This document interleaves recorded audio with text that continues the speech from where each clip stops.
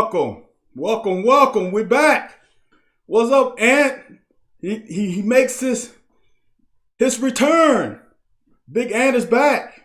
How you doing, New brother? day, man. It's hot. It's hot up here, man. It's new day. Hey, it's hot up here, man. Woo, boy, it's hot. Are you taking care of mom, man? Is she happy? Yeah, I don't know if you can make this woman happy, but she getting taken care of, man. All I know is it's hot. It's hot, hot. Are you losing weight? Hopefully, man. Hopefully, I put on a bunch once I first got up here. I've been up here for a little while now, so it's been all right. But yeah, man, it's been good, man. Y'all been having some good shows, man. And brought back some old faces, man. Some Bro, people I ain't seen in a while. brought back a lot of dinosaurs, man. Yeah, man, has some good talk, man. Has some good talk, man. Who groomed up? Not groomed up like parents wise. Man, George is man, like he been taking acting classes, man. Like George, George, I mean, that ain't the same OG I remember, man. That ain't this the same G that ready to lock him up at any minute, man. this ain't dead presidents George. This is button down George. Yeah, man. Old Taylor, though, clean cut George, man. I was like, Yeah. what? Man, what a dude I play. Hey, what a dude I went to college with, man. Right. I don't know this guy, man. Yeah, I don't he know he this. he ain't old dog anymore. Nah, but sometimes that's how it is. Older you get, the more you get tuned in and get refined or whatever. Not even it wasn't. I don't want to come across as a bad guy before. No, man, This is no. a professional, man. This Yeah, ain't East Oakland George, man. This right, this right. is corporate George. Yeah, we have all matured some.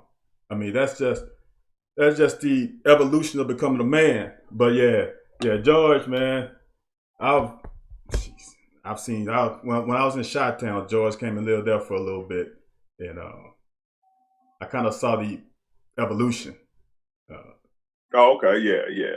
He came back to Lex a few times now, and he's all he talk is business. It's business yeah, talk, business right. talk. So, yeah, I know. I noticed he had changed, man. Like I said, mannerisms or whatever, man. Like I Right. said, with me, I'm probably the same for the most part. I feel like my mannerisms and all that the same.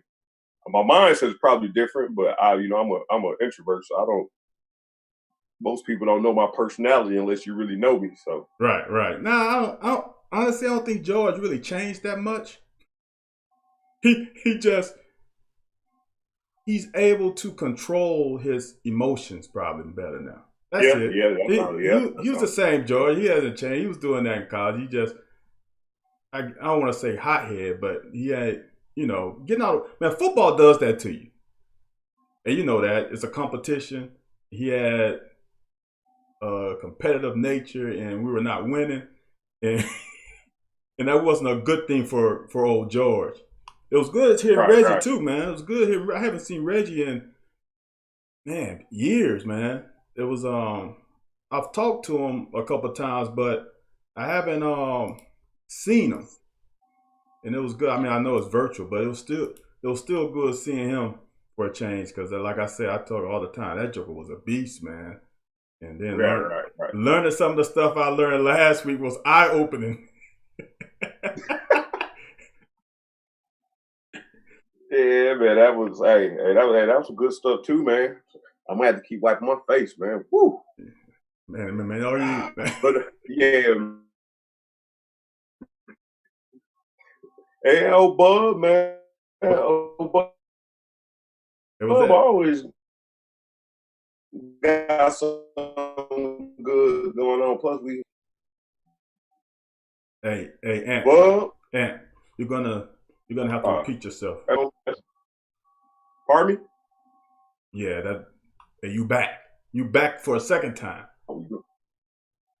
So we back. Yeah. So what were you just saying? No, Your audio was going in and out on me. I said you also had. I said you also had Bub on there. Yeah, man. With we got some of their recruits from up there. So from his neck of the woods. Nah, so that was the thing. Just a couple good guys on there, man. Good guys. Yeah, Are you man. hearing me? Yeah, Oh, okay. I'm gonna just say this. You might have to go to straight audio maybe in a second. You know what I'm saying? And you're doing well now, but you might have to. So hey, Ant, did you watch any of that golf thing, man? Any of it? No, man. I seen a few highlights. That's about it. I seen a few highlights. I really wanted to watch it, but I've been tired of doing some things. What went down? What went down? Man, it was crazy, man. I would just say this. Tom Brady was horrible. he was downright horrible. But I think being a professional athlete helped him out a lot because he was able to regroup himself. Because I'm telling you, man, he was god awful for a lot of that match for about the first 8 holes. And then he had one good shot, and then it settled him down. I think the average person, and it would have been a snowball. But him playing that position in the NFL and able to regroup and not fall too far down on himself was the most interesting thing for me because I'm like, I played with guys before. I golf a lot. Well, I used to golf a lot. And a guy have about 3 or 4 bad holes, he's done for the whole round. But Tom, there, he looked like hot garbage. But, what were they playing? Skins or regular golf? They were playing a little like the Ryder Cup. You know what I'm saying? So they were playing alternate shot, best ball. It was a modified alternate shot, but shoot, they were down 3, man. I thought it was over. And then they made a little run, got it down to 1, and your boy Peyton Manning missed a gimme, and it made it tight at the end. It shouldn't have been as tight. I mean, they should at least won by 2. No, I ain't. So what Tom do so bad? What was his numbers looking like? Dude, everything. Bad, or R type bad? And all the above. Hitting the ball left and right. He was playing, as we call it, army golf. He didn't know which way his ball was going. He was like line drives, batter on the greens. He was everything. There was Peyton nice. So Peyton nice though. But Peyton was nice, ain't he? Peyton was nice at the start. Then he kind of, I guess he probably went back down to his normal self. He wasn't bad though. His driving on the back 9 wasn't as good, and it kind of affected them because they were doing alternate ball, and they had this format where they could pick the best drive, and Tiger was having the best drive, so that meant Peyton had to hit the second shot, and when Tom settled down, that meant Phil hit a lot of second shots. So it was Phil against Peyton on the second shot into the par 4 green. So it was a little bit of an advantage to those guys, to Peyton. To Phil and Brady. But man, I really wanted to see it, man, because I like to see normal athletes that playing outside their element. Any sport, really. I like to see any athlete play outside of their sport in any element. Right. Or in any sport, but nah, man. So what was it? A 2-day event or? No, it was 1 day. It was 18 hole. It was raining. It was. Oh, okay. It was just a bad. I'll say this: if it was a normal tour, no, they would have played. It wasn't lightning, but it just wasn't a perfect condition for playing. But they had to play, so it turned out decent. It was good entertainment seeing Tom look normal. Yeah, that's what I was looking forward to. So I messed up. I missed. When I tried to get you online, I didn't even watch the whole doggone thing. So I don't know why. I'm still missing 9 and 10 on your show, man. But what I wanted to figure out, give you a chance to, because I know you was probably delightful to hear people talk bad about Jordan, about MJ. What you think? What do you think about all that stuff that they said about? Which I think it's some of this in all of TV or all of any kind of production. Right. That they took out everything negative that anybody said about Jordan, and that's why you don't see certain people in there, because you kept speaking about people that wasn't represented. So what do you think about that? I am not shocked. The truth about them saying he taking stuff out and didn't allow negative footage. I'm not shocked at all. I mean, this was. I mean, if you think about it, this thing wouldn't happen if not for MJ allowing it. You know what I'm saying? So of course it's gonna be uh, skewed a little bit toward his perspective because he was the final say. He was the one that allowed it to happen. So it was all on him if you really think about it, and that's why I said it was weird that Scotty Burrell got so much PT on this show, man.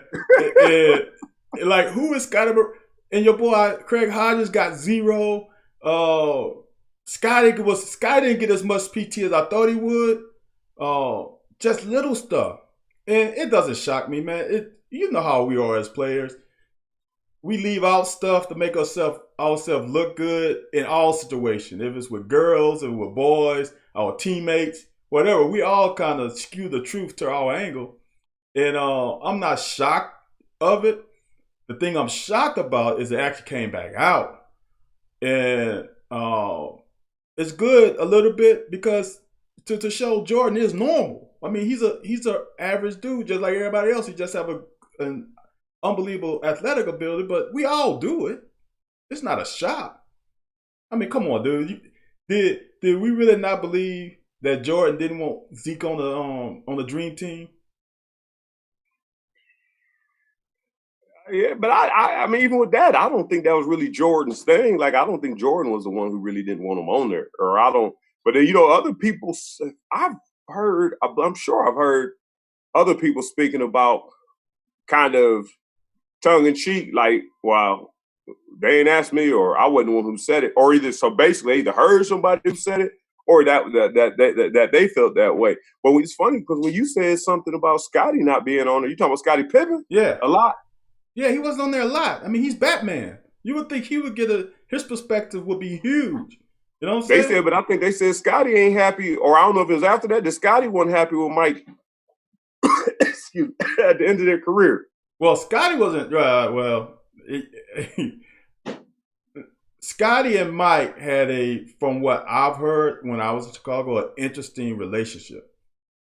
Scotty and Horace were tight because they came in the same class. And when they let go of Horace, I heard that kind of that took his pillow, or I don't want to say pillow because that doesn't sound right, his sounding board away from him. You know what I'm saying? They used to talk a lot, and that was his boy. It's kind of like when Jerry traded Oakley for Jordan, and I think that rubbed Scotty the wrong way, but they won. I mean, Scotty just he had in an interview back in the day, he said, they asked, how was it when Jordan left? He's like, those were my best years. I mean, yeah. So, like I say, and we all say it, and it's cliche, it's not anything new, winning cures everything. And you can let all that stuff go because you're winning. If they wasn't winning, dude, that wouldn't have been a good situation. Yeah, that's my whole thing. And that's, that when you had some of the fellas on last week, that's my whole thing. Do you want to win and, just win at any cost? Or do you say, hey, I'd rather play. I don't care if we win or not. Like, that dude is like that dude when the game basketball team, when it's in the clutch, and this dude going to take him a shot, knowing he ain't got the best chance of making it. Sometimes you got to be the one who set the screen. You might have to be the one to get the rebound or whatever. But I played with some people before that's like, man, I'm getting this shot off because I want to be the hero rather than saying I want to get I want to take our best chance to win. That's kind of, where if Scotty felt like his years was better without Mike because he ain't had the pressure on him, but Scotty didn't want to handle the pressure. Apparently, that's why they showed him giving the ball to Kukoc. That would have been, I'm going to say this. It would be very interesting if they would have beat the Knicks in, 93, 94, when Jordan left. If they would have beat the Knicks and they won a championship without Jordan, that would have been, what would have happened? I know the lockout for baseball still happened, all that stuff. It was prime situation for Jordan to come back.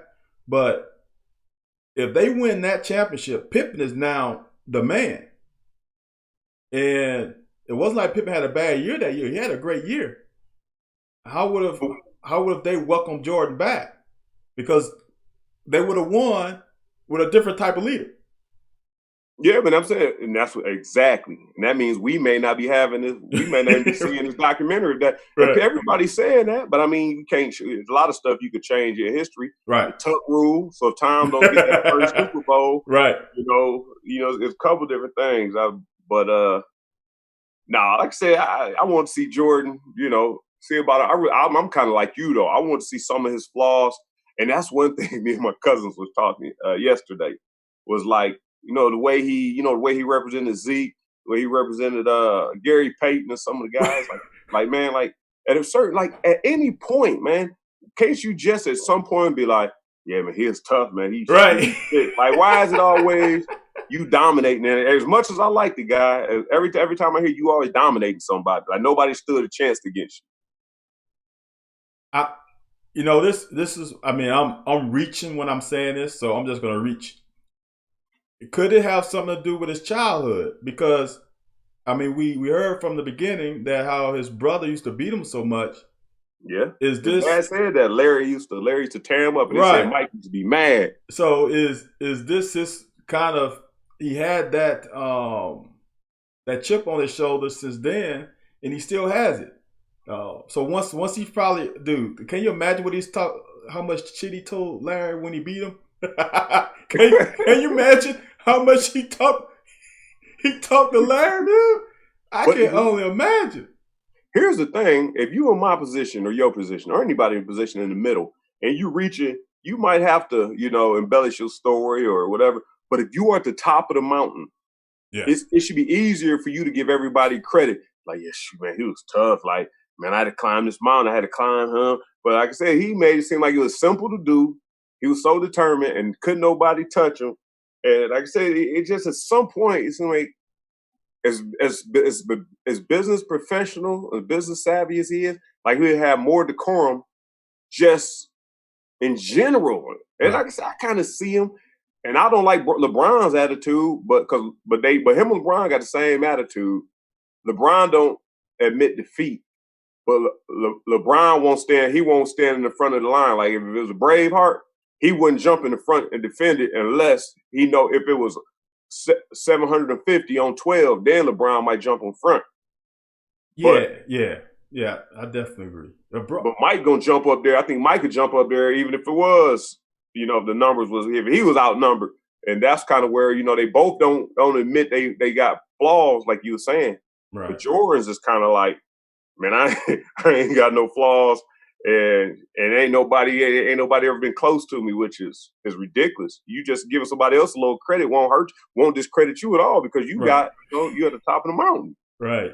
Jordan, since you said that, Jordan is like your special ops military guy. Like he's the greatest. Everybody knows. They always bring him in. And Braun is like your general. He's gonna sit in the back. He's gonna be on his horse like back in the day and tell, hey, we're gonna go flank this guy, you guys attack, then you guys go after. That's what Braun is. Braun, just like you said, Braun ain't gonna be the first one. He ain't gonna lose his life over this. Right. He ain't gonna lose, but he gonna win. He's just gonna win a different way. And that's all I said.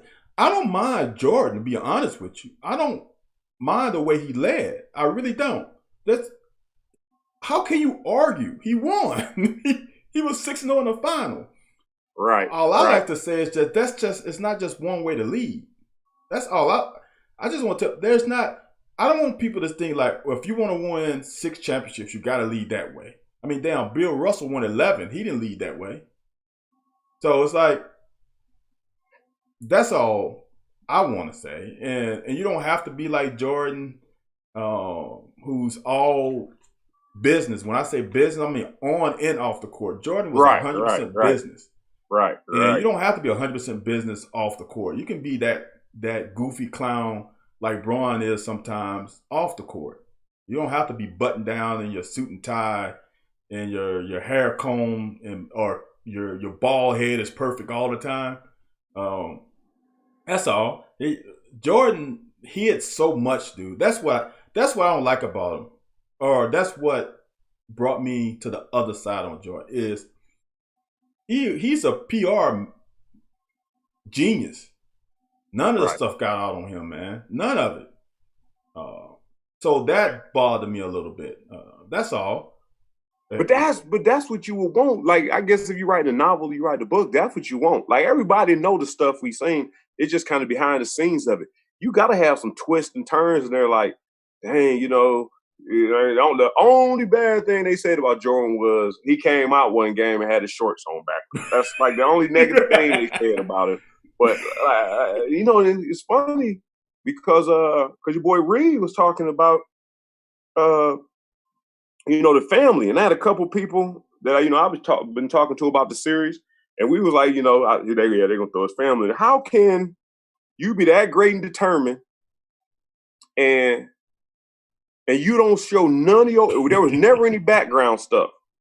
Only thing they showed was him getting away from crowds and stuff. They never showed, his demeanor at his dad's funeral. They never showed anything that could possibly be negative about him, man. A girl that got upset. Why they could have talked about him cheating? He got other kids by women or something. They neglected to tell anything about it. But you gonna tell all Dennis' business, Scotty, and everybody else, man. You tell everybody's business, but none of yours. In the cocaine circus. Well, I mean, they ain't saying nothing bad about it. They just said how the media got on. Here's the thing. I mean, just think about it. And this is like what Reed and I was saying, is how much time did he really spend at home? I mean, be honest. This guy was meticulous about his schedule. That's where Kobe got it from. Now, Kobe was a little different, but was he home? Dude, I'm going to just say this.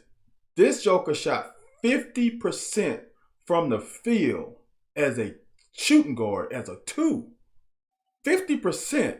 I would like to know, I'll do some research on this one day, like who else as a shooting guard shot 50% for their career?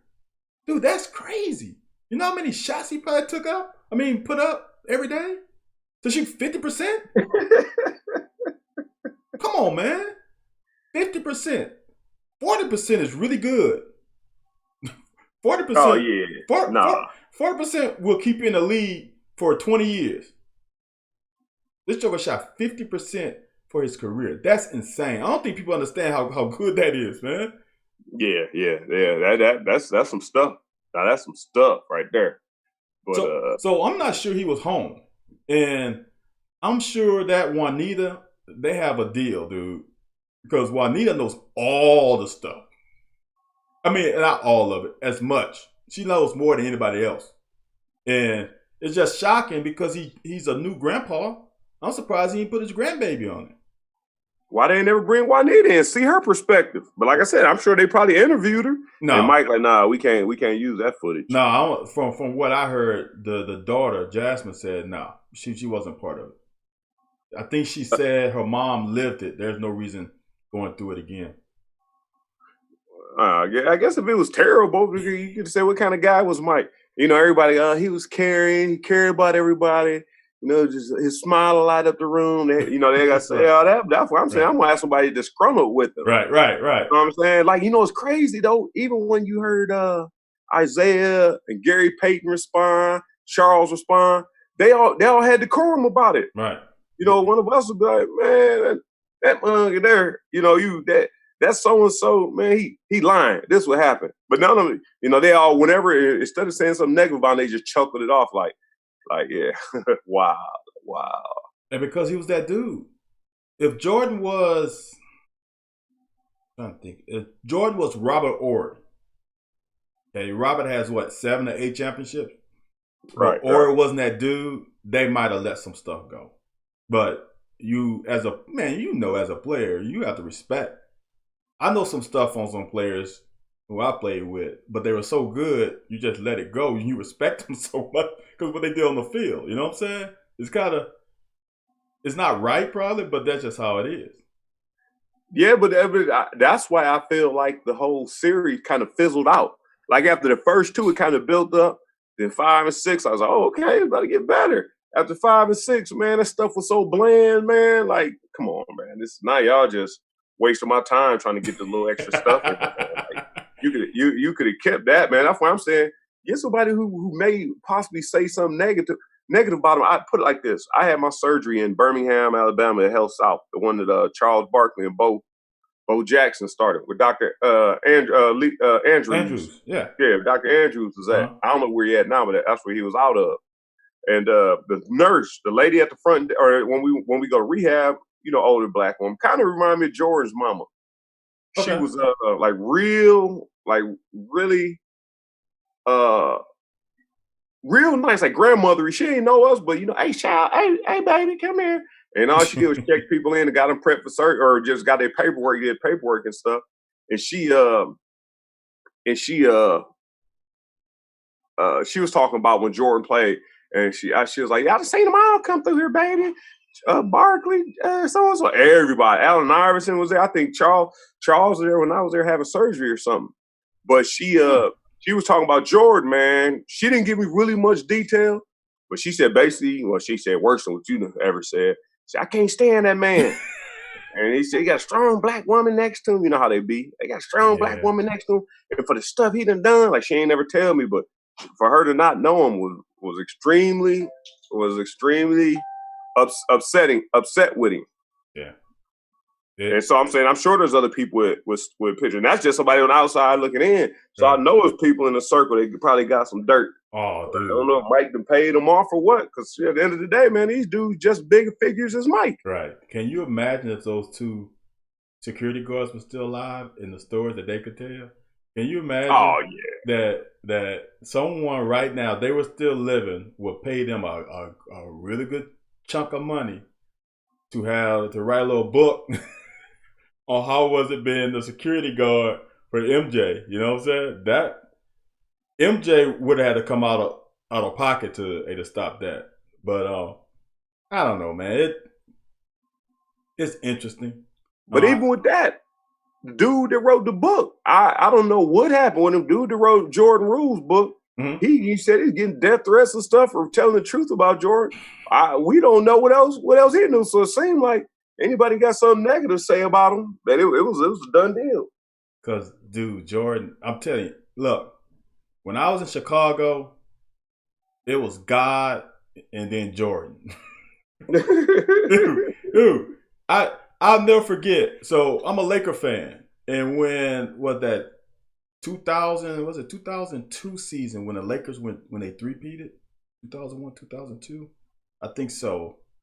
I think that was the last game, or 2002, 2003. I can't remember. And I'm walking in my Laker. I am dressed to Laker hilt, just like I dressed Kentucky. I'm dressed to Laker hilt, going downtown, riding on the train.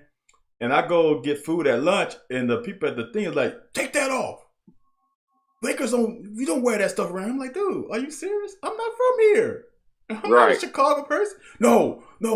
I'm like, dude, we gonna 4-peat. Like, no, it ain't gonna happen. They argued me down about a Laker team when the Bulls were horrible, about the 98 team. I'm like, dude, why y'all think this ain't 98 anymore? Jordan's gone. Yeah, so Jordan was everything here. Dude, I'm sure he still hangs a cloud over that whole organization to this day.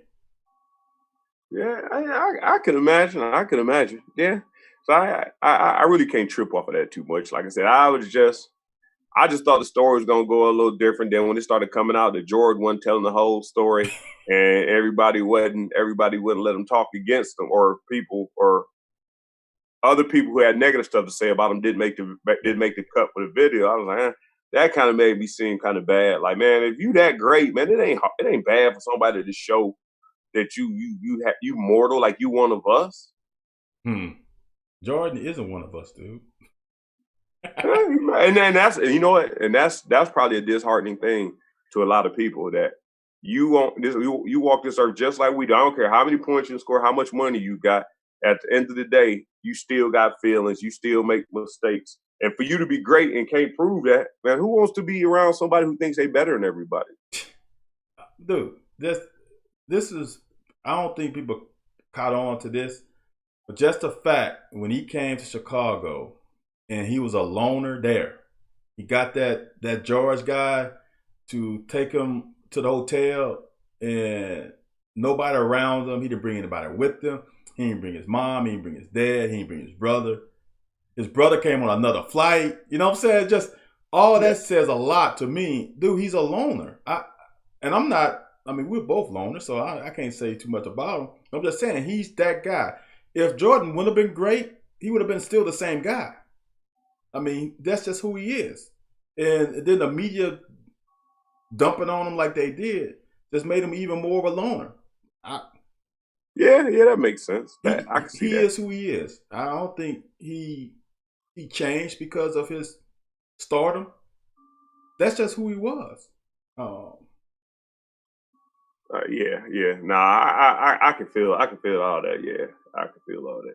I don't know. I guess I don't know with the video, and I think that's why, when Jordan was saying that he thought that people was gonna see him in a different light after seeing the video.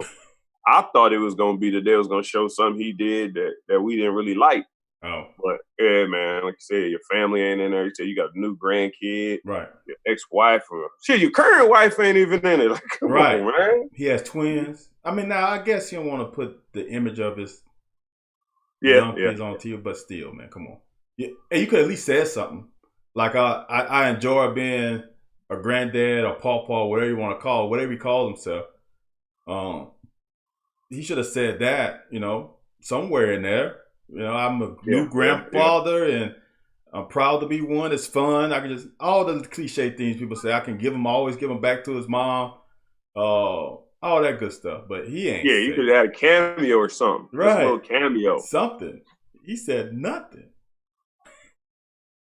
Hey man, I got a question for you. So you on Sunday Morning Sports Talk. And y'all do a good job over there. I'm glad my man, Mr. Leach, kept y'all on.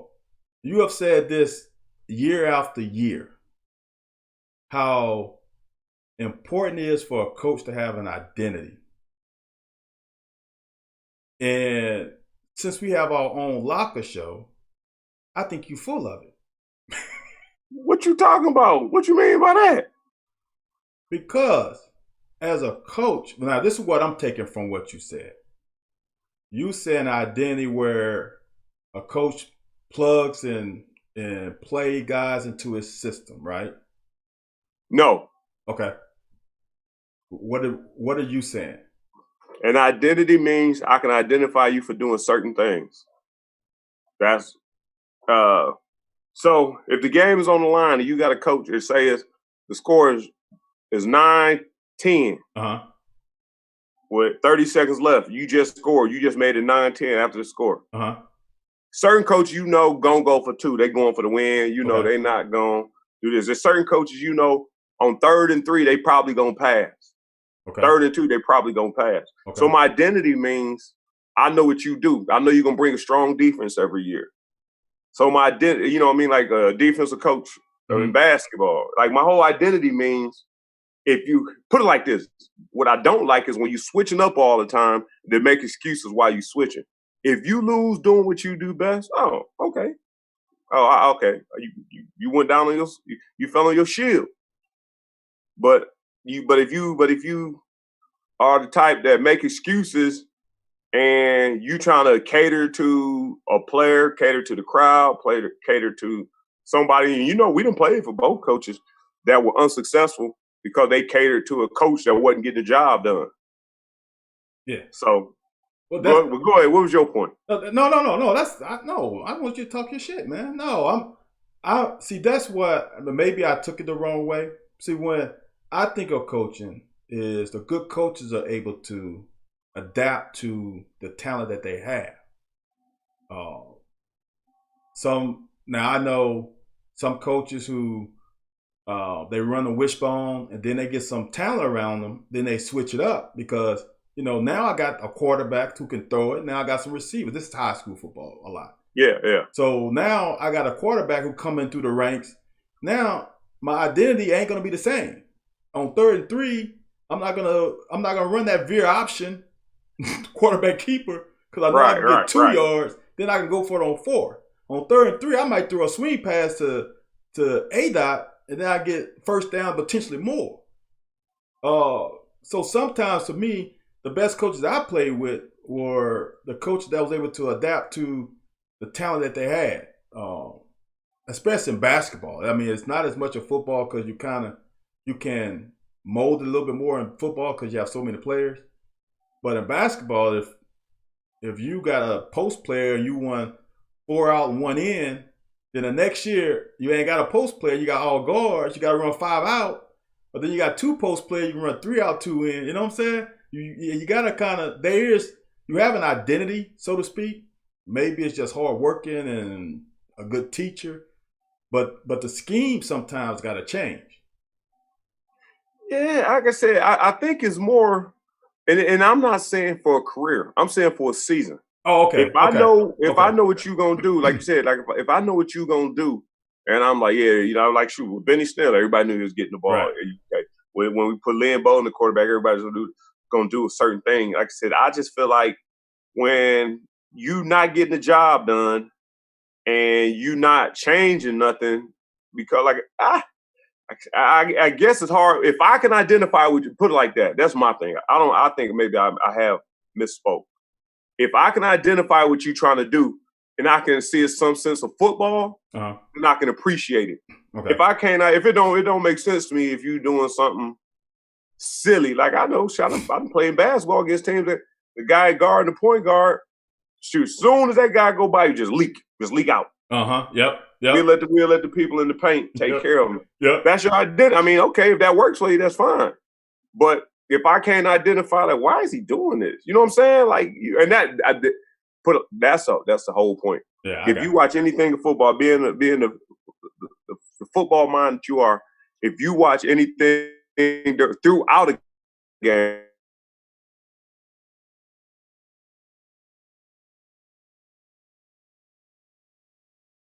not just once or twice, but throughout the game, you like, what are they doing? That's what I'm saying. I can do it if I'm watching the game. Like this is some bonehead stuff, man. Just let me know what you're trying to do. Yeah, sometimes I'm gonna say this, and I definitely hear what you're saying. And I'm gonna go back to high school because I didn't play on the most talented team.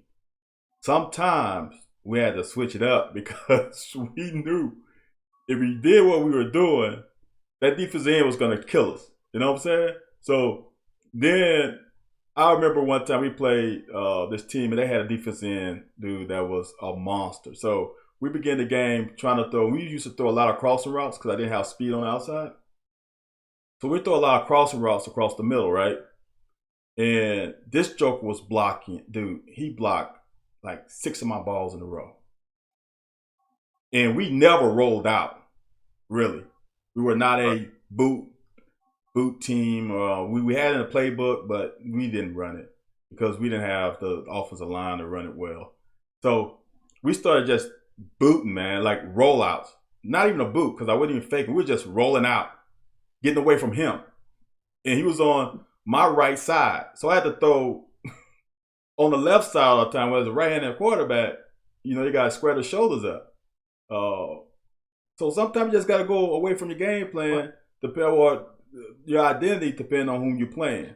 Sometimes, like we playing Texas A&M, what was that, 2018? And people were complaining about Benny wasn't getting the ball. You got to remember, Texas A&M had one of the best rushing defenses in the conference. Right. And I would say this: they got a little cute, but there's a reason why you don't get a ball to Benny on the road at Texas A&M, because if you fall behind, it's ball game. So sometimes you got to flip it a little bit.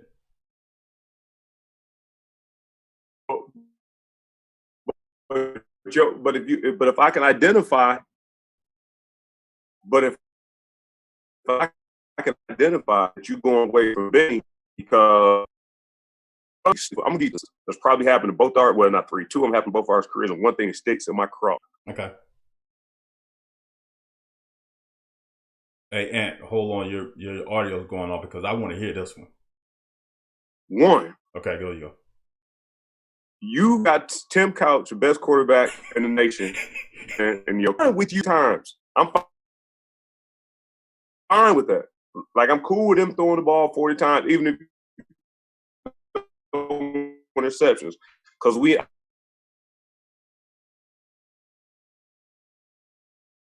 I understand he's young, But I understand run option ain't the best always. Lost the game. We lost the game, which I was by far the best running back in the conference because the coaches talking about wetting the field down. We were an option team.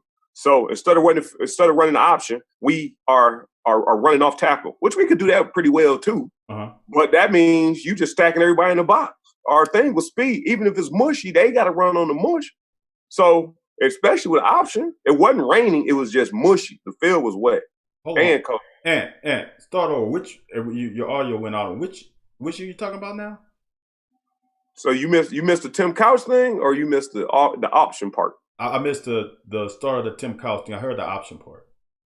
No, I said the identity is I can understand your identity if you got Tim Couch running options, it's not working, and you decide to throw the ball with him 30 times a game because I understand why you're doing that. Because it benefits you. But you heard me about wetting the field.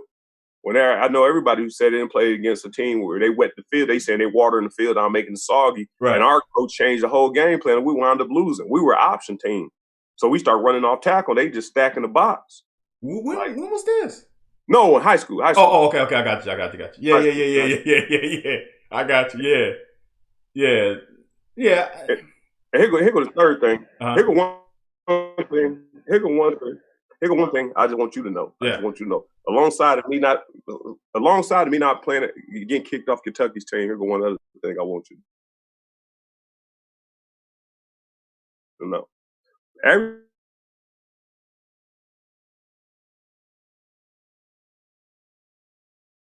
Everybody come to me and say, you were good. Perfect offense for you. You know, you like 175 yards to get adapt to catching the ball. No, it ain't. And you've seen as well. Well, I guess you've seen me catch the ball my freshman year. But if you put me in an option offense, I probably ain't no off tackle. I probably ain't no Tennessee. But stop coming up to me saying, well, your thing is catching the ball. That's how you made your living. No. I could have ran the ball as well. Yeah. No, I definitely agree with that. So I'm saying identity. My identity ain't catching the ball. It happened to be that at Kentucky, but my identity ain't catching the ball. No, I feel you. No, your identity became catch the ball because that was a skill set that was highlighted. Right. You were more than just a pass catch. I mean, that's the same thing they say about Marshall Faulk, which I disagree with a lot, is that how he was a receiver playing running back. No, Marshall was a damn good running back. Right. Well, we forget how Marshall terrorized Miami when he was at San Diego State. Right. He was a damn good running back. It's just there's a lot of, you know what? This is what it is. There's a lot of damn good running backs in the league, right? There's a lot of for me, there's a lot of damn good corners. But how many corners like to hit? How many running backs were good pass catchers in college? So you kind of get pigeonholed a little bit because, like you, I wasn't a hitter. I mean, I hit, but I also led the team interceptions. I mean, right. You know, people remember we just were hitting. I'm like, dude, I picked up a lot of balls.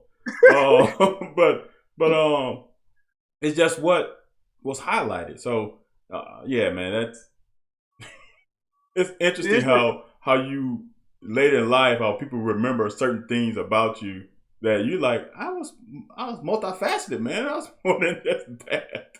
Well, they recruited me because I ran the ball. They didn't recruit me because I was a pass receiving back.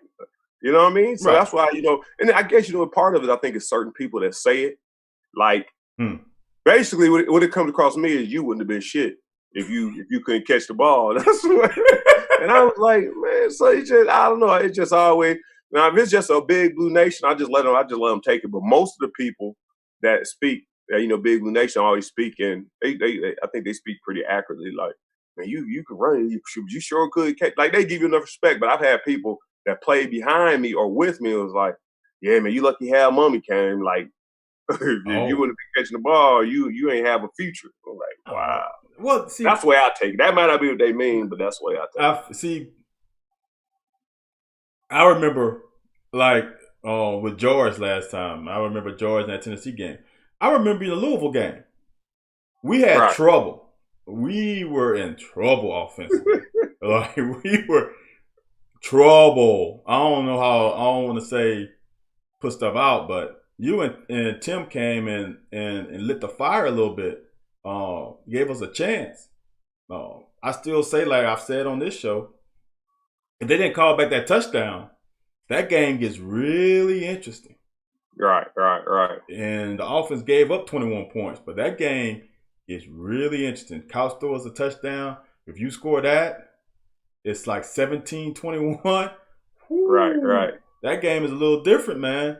So, no, man, you were a good back, just point blank. Now, you could have been probably a better DB, but whatever. Yeah, I wish I would have stayed at DB, man. No, man. I wish I would have stayed, man. No, too much over there. We had too many people over there. Too many people over there. It's 4 positions, though. Like, I could have been a safety, I think, eventually. But I just like the fact that it's 4 positions. And one, you got the freedom to do whatever you want. Like, you can, like who out here? Like when I was in Oakland, we was playing San Diego, and they used to talk about, the Chargers. Uh-huh. They used to talk about Junior Seau. They was like, okay, you got him. They was like, but listen, don't watch Junior Seau. This is what the defense is doing. Because they said he would just, if he get an itch, he'll just blitz. Like, and it don't match with the defense they playing. He just gonna, and Ray Lewis talked about that, and him and Ed Reed playing together. Yes. Like, Ed would tell him no matter what the defense is, he'll tell him, go ahead, I'm gonna drop down. Yes. Just go ahead. He'll let Ray just go. Yes. It got nothing to do with the defense. So that's what I like about defense. You can adjust and you can adapt to the game. And offense, man, I can be open and I get the ball. I can be, double covered all game. I can be running to a defense you shouldn't run into. And then you can stop a person on offense just by game plan. The defense, you always, no matter, especially, and plus, if you make a bad read, you can still make a play. Yeah, as long as you're going full speed. That's why I kind of like defense better. No, as long as you're going full speed. I never forget, it had to be my junior year. Dre Bly had 11 picks as a DB. Yeah. And I asked Coach, Coach, I need film on Dre Bly because I want to see how the hell he got 11 picks. So someone cut it up and I watched it. And I'm like trying to figure out is how he's using his plant foot, how he's staying inside, outside, all that stuff. I'm like, dude, half of Dre Bly's interception came from him being not supposed to be where he was. And it was like just watching film. He was supposed to have the receiver going across the field and man to man, but he knew they had a crossing route coming to him. He just leave his guy wide open. So the quarterback is not expecting him. Quarterback sees the guy on and he throws it, and there's Dre Bly. It's like that is something about defense is you can take some chances, and I don't like to say chances because people usually say I was a guesser. Not guessing, it's an educated guess, so to speak, off of doing film study. If someone comes in a 31 formation and they throw the ball to the single receiver, 99% of the time he runs a hitch, I'm playing a hitch. I don't care if I'm playing 3D, quarters. I don't care what I'm playing. I'm playing a hitch, period. Now, if they run a hitch and go, I'm burnt. Right. But in college, and this is why I didn't probably play corner in the pros, in college they run a hitch and go, I can hit your ass. If the ball's not in the air, I can hit you. 10 yards down the field, 15 yards down the field, don't matter. I can hit you. And that's how I played. But it wasn't guessing, just playing the percentages. It's funny you say, you remind me of Dre Bly, like y'all style remind me. Dre was probably a lot quicker than you as far as no problem. It's quicker, but the way y'all sit on things and the bad part about it is Dre was quicker than you, but got burnt a hell of a lot. But he is so quick and fast, he can make up for a lot of his mistakes. But y'all initial instincts remind me a lot of each other. Like I said, you were probably more solid. Like you gonna play harder. And for, like I said, for him to be that much faster than you, I don't know about quicker, but for him to be that much more faster than you, you probably were more effective because I don't know. I think you probably registered earlier. Like I said, I think he guessed or jump stuff. But like I said, he was so doggone quick by the time the ball was caught, he may have made up. Yeah. But where I think if you make the same read he make, you're gonna be right on it, and you might come off of it quicker once you realize something to change. But it don't happen with Dre Bly wasn't like that. But y'all remind me of each other. No, Dre Bly was trying to get pick sixes. I was at the Rams as rookie dude. Dre was trying to get pick sixes. That was it. He was trying to return that thing to the house. And the only way you can return it to the house is once you go, you go. There's no like I wouldn't go 100%. I would go about 80 just in case. It's not what I see. So at least I got a little bit to come back on. Dre going 100, man. That Joker dude, he was sweet, man. Shoot. It's just too bad. Now we getting to another. It's too bad that St. Louis didn't want to pay him, and he had to ball out in wherever the Lions. Because, dude, Dre was getting 6-5 picks a year, bro.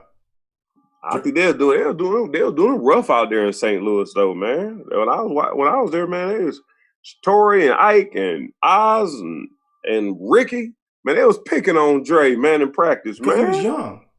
When you got there, it was his second year. Well, he was getting that work handed to him, man. He was cocky as hell. Dre was. Yeah, he was. Dude, Dre, that shit happens, man. He was cocky. But I'm going to say he balled, though. I remember, because I watched him. Because since I was in camp with him, I'm like, man, let's see how this guy's career goes.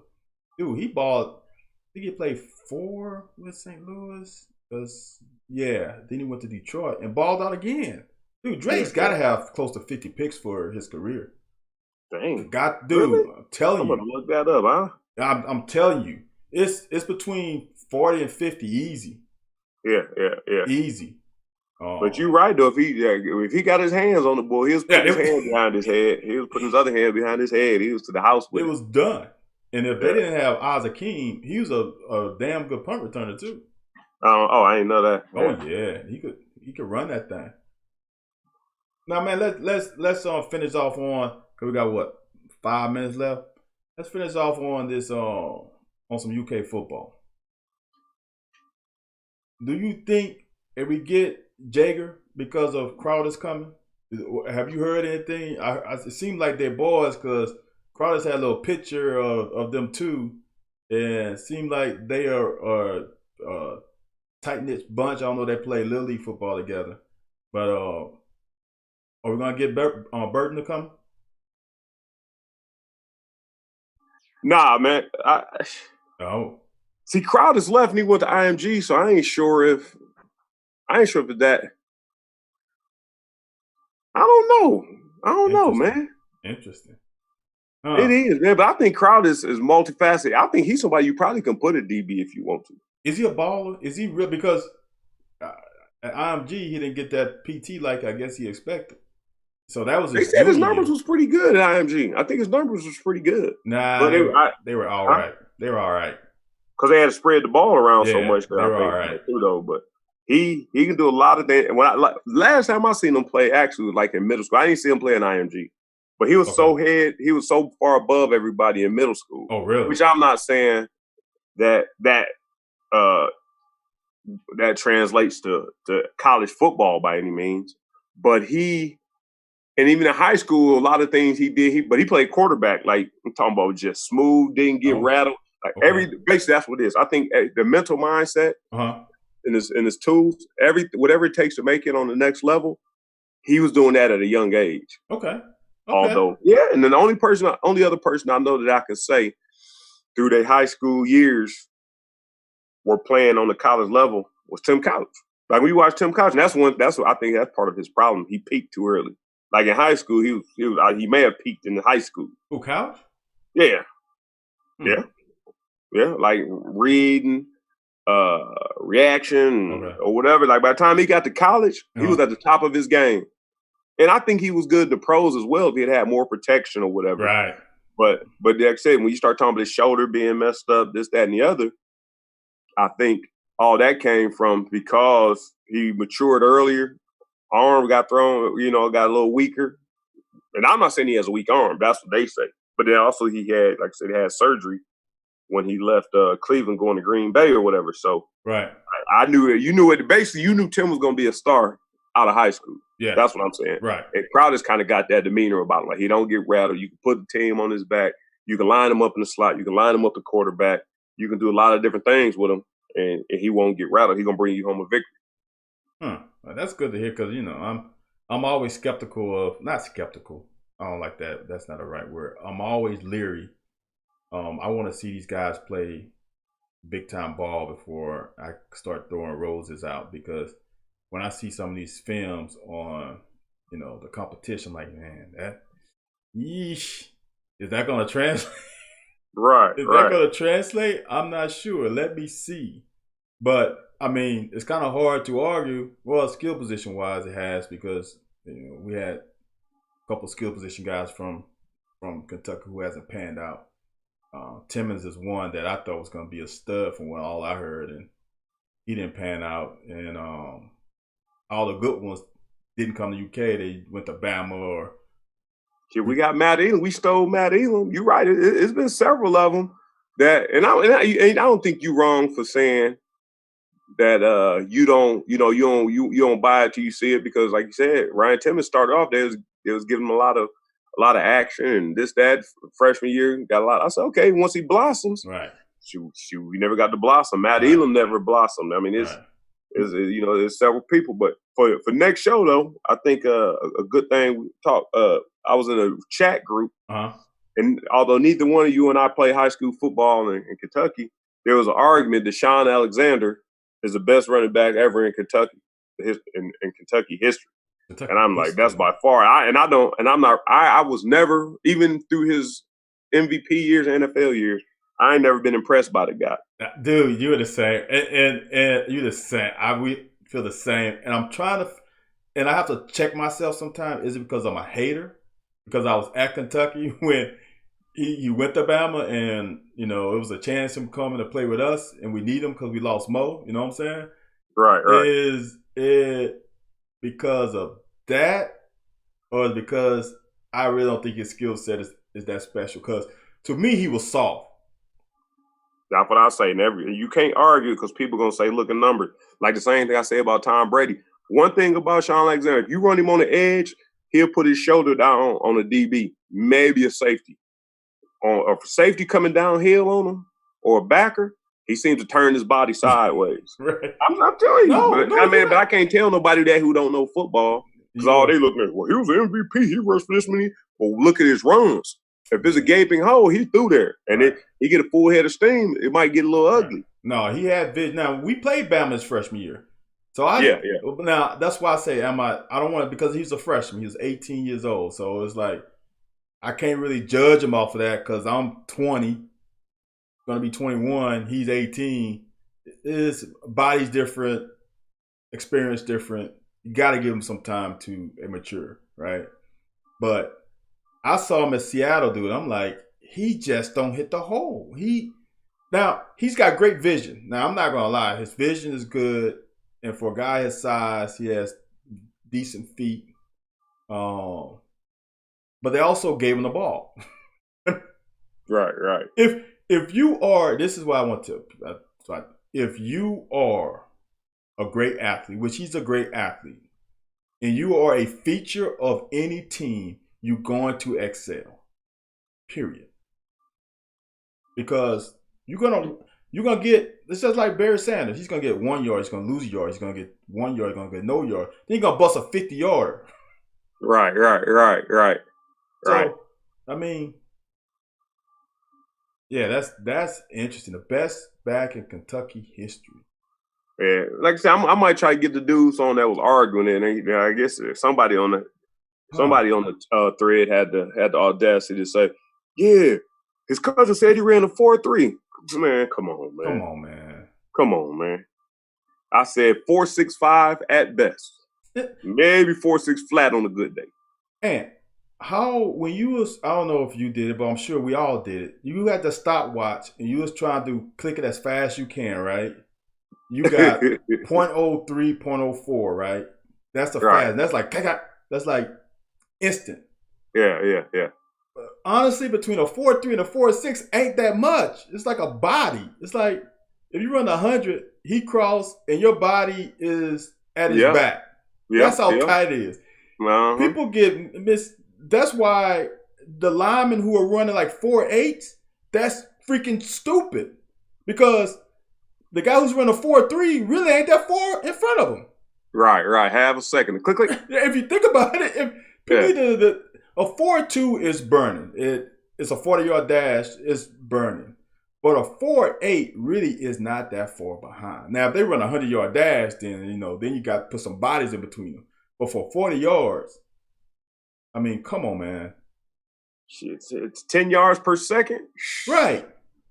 I don't know, man. That's getting it, but yeah, man. So I'm gonna try and get them guys on, man, so they can hash it out on online, man. All right, or man. Maybe some other people that think they may have an argument for themselves. All right, we'll have to send that tweet out before the show.